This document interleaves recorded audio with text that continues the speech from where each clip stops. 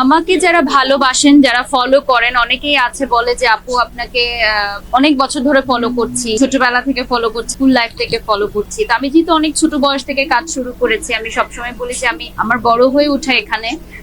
তো আমার কাছে এই তারা ঝলমল জগৎটা আমার কাছে একটা পরিবারের মতোই। আমি পরিবারের চেয়েও বেশি সময় হয়তো এই ক্যামেরার সামনেই কাটিয়েছি, এবং আমার জীবনের অনেক না পাওয়া শুধুমাত্রই আমার ক্যারিয়ারের জন্য। আমি সবসময় বলি যে ছোট বয়স থেকে আমি লেখাপড়ার পাশাপাশি আমার বন্ধু বান্ধব বা আড্ডা, বিভিন্ন ধরনের সবকিছু আমি পরিত্যাগ করেছি শুধুমাত্র আমার এই ক্যারিয়ারের জন্য। তো পরিশ্রম কখনো আসলে বিফলে যায় না।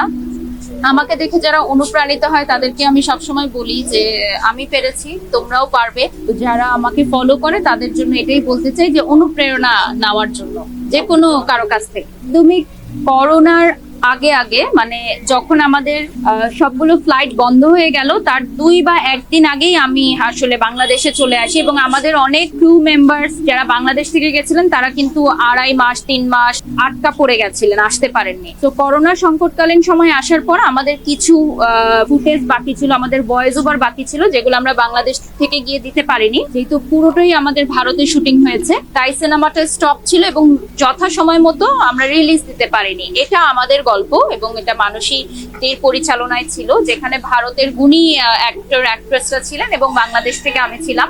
তো 2 বাংলার এই চমৎকার আয়োজনটি ফাইনালি রিলিজ হয়েছে। তো আমি আসলে আশা ছেড়েই দিয়েছিলাম, কারণ কোভিড সিচুয়েশনটা অনেক দীর্ঘ ছিল আর আমাদের কিছু কাজও বাকি ছিল শুটিং। তো পরবর্তীতে আর যাওয়ার সুযোগ হয়নি ভিসা জটিলতার কারণে। পরবর্তীতে ফাইনালি এটা কাটছাট করে রিলিজ দেওয়া হয়েছে ভারতবর্ষে, যদিও বাংলাদেশে রিলিজ দেওয়ার কথা ছিল, সেটা সম্ভব হয়নি।